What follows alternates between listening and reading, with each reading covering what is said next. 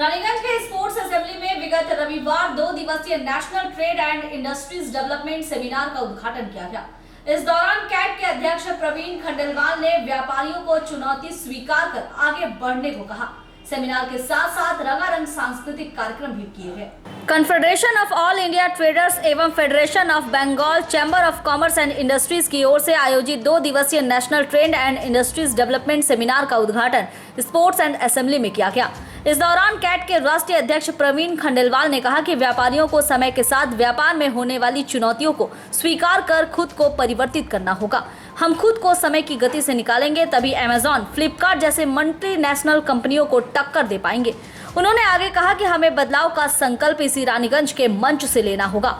फॉस्बेकी ने इस सेमिनार का जो उद्देश्य लिया है कि ऐसे समय जब कोरोना काल में पूरे देश की वाणिज्य व्यवस्था, आर्थिक व्यवस्था चरमरा गई है, इस दौर में एक राज्य के प्रसिद्ध उत्पादित वस्तुओं को दूसरे राज्य के व्यापार से किस प्रकार किया जाए, इस राह का सेमिनार के माध्यम से दिखाया जाएगा।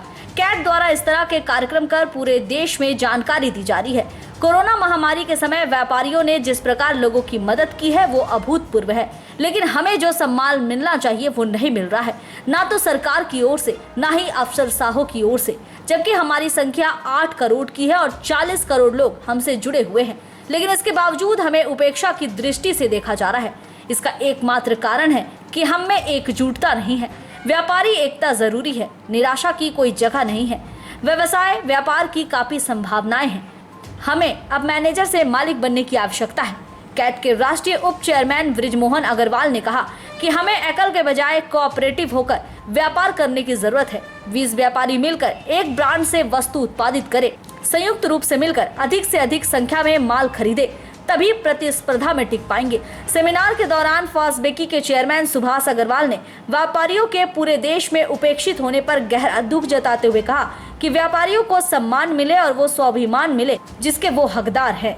इसका प्रयास हमें खुद करना होगा। सेमिनार में पौंडीचेरी के विधायक पी शिवशंकर, व्यापारी नेता जयंतो कुंडू, शंकर कुंडू, फॉस्बेकी के सचिव Sachindra Nath Roy, Pawan Gutgutia, Ajay Khaitan, Raniganj chamber of commerce के अध्यक्ष प्रदीप बाजोरिया, सचिव अरुण भरतिया, स्पोर्ट्स असेंबली के अध्यक्ष अनीश पोद्दार मंचसीन थे। और अपने शारीरिक श्रम से भी इन्होंने इस आयोजन को सफल बनाने में जो मेहनत की है, हम रानीगंज के वासी, हम फॉस्बेकी के सदस्यगण, हम बंगाल के कैट के सदस्यगण कभी इनका एहसान नहीं मिल पाया। पढ़ने के पीछे ये मुझे किस तरह से गाइड कर रहे थे। हमारे व्यापारी अपना घर छोड़ करके और लोगों को सामान मुहैया कराते, क्या सम्मान मिला उनको? यही सब बातें हैं जिन पर आज हम चर्चा करेंगे। और सेमिनार के दौरान कई रंगारंग सांस्कृतिक कार्यक्रम भी किए गए। पुरुलिया का छौ नाच ने सभी का मन मोह लिया।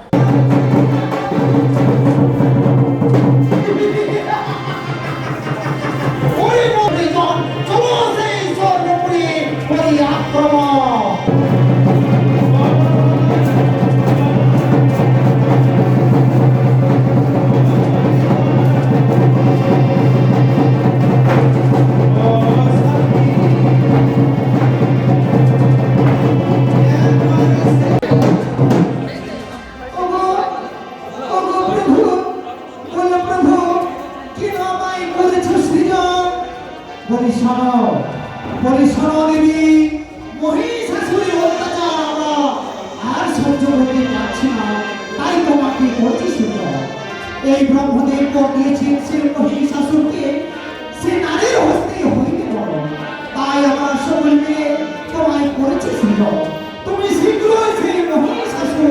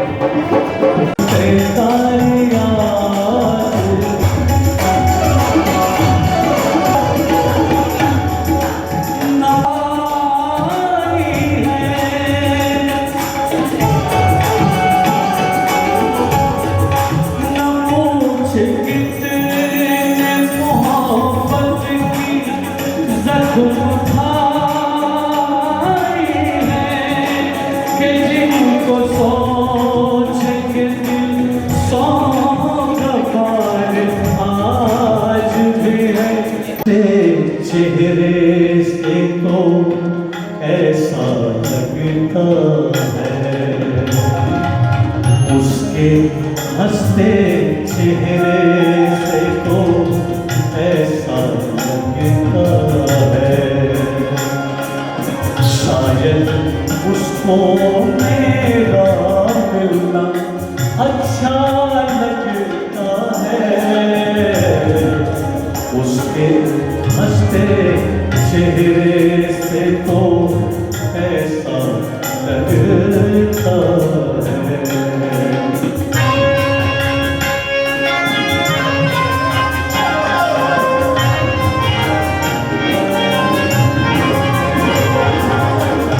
भारतवर्ष के विभिन्न प्रांतों से आए व्यापारी नेताओं को शाल और बांकुड़ा विष्णुपुर के लोकशिल्प डोकरा हस्तशिल्प से बने कलाकृति स्मृति चिन्ह के रूप में प्रदान किया गया।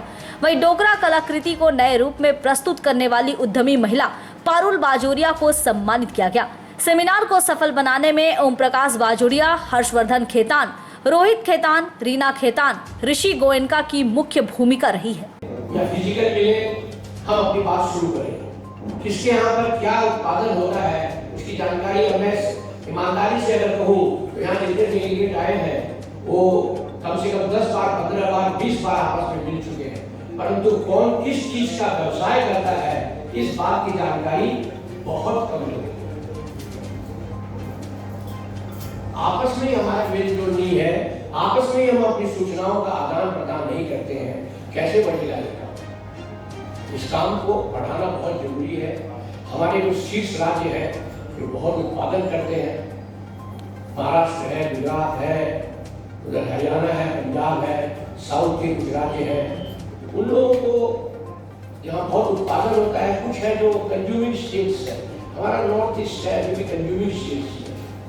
हमारे और भी बहुत से पिछड़े हुए राज्य, सबसे पिछड़े हुए तो पूर्वी भारत वाले हैं। इस तरह की एक परिचर्चा को आरंभ करने का मेरा उद्देश्य था, उसी वजह से मैंने ये सेमिनार का आयोजित किया है। और मुझे उम्मीद है कि इस सेमिनार से हम सभी इसका लाभ उठाएंगे। मैंने जब प्रवीण जी से इसकी चर्चा की कलकत्ते में, तो उन्होंने कहा कि इस विषय पर मैं अकेले 1 घंटे बोल सकता हूँ। मेरा बड़ा अजीज सब्जेक्ट है ये, मुझे बड़ी खुशी हुई, उनका आशीर्वाद मिल गया, उनका गाइडेंस मिल गया, उनका मार्गदर्शन मिल गया। आज हमारे हम लोग प्रवीण जी से ही मैंने जो शुरुआत की है, क्या करना है, कैसे करना है, हम प्रवीण जी की बातों को सुनना चाहेंगे। पर उद्देश्य यही है, हमारा जो छठ व्यापार जो कोरोना के बाद हो चुका है टोटल, उसको हम कैसे रिवाइव करें। हमारे व्यापारी, मैं तो नाम लेकर के कहता हूँ, कुछ व्यापार जो मेरे नजर में है, जैसे टूरिज्म इंडस्ट्री है, होटल इंडस्ट्री है, आपके ये जो मैरिज से जुड़े हुए जितने लोग हैं, वो कैटरर हैं, फूड वाले हैं, आपके ये इवेंट मैनेजर हैं। आप सोचिए उनका क्या हो रहा है। तो वो सैलरी उसमें रोल में है, उनको नौकरी कैसे दी गई है 2 साल, कैसे दी जा रही है।